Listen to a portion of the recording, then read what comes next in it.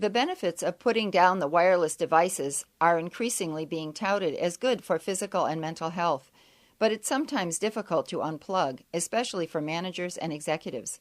There's help in the form of the first ever Digital Detox retreat for executives in the U.S., taking place this week in upstate New York.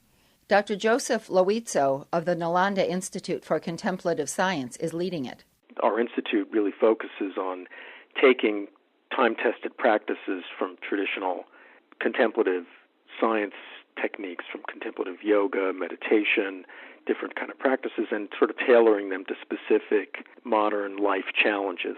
He says with personal stress and burnout at their highest points in 30 years, stress-related health care expenses costing American businesses $300 billion annually, and the escalating pace of information exchange, multitasking, and global business complexity, it's time to consider proven, innovative approaches and tools.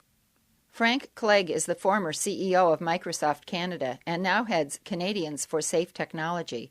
He says he's concerned about potential harm if wireless devices aren't used safely.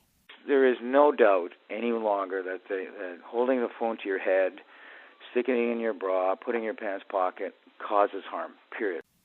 He points to studies that have increasingly shown an increased risk of brain cancer from long-term heavy cell phone use, and the World Health Organization's International Agency for Research on Cancer lists the radio frequency waves these devices emit as, quote, possible carcinogens. Clegg is also concerned about the stress for business leaders that comes with always being connected. You're always at work, you're always available, and I think you just don't have this downtime. And we're starting to see now where people are almost, addicted is a harsh word, but they're very connected, and they feel they always have to be current. They can't miss an email. They can't miss a text message. He urges executives to start their own detox program by taking a 1-hour break from their technology. Professor Robert Thurman, who holds an endowed chair in Indo-Tibetan Studies at Columbia University, will also be at the Mindfulness for Leadership Excellence retreat. He says it's important to have a spiritual component to life, whether through religion or a secular approach.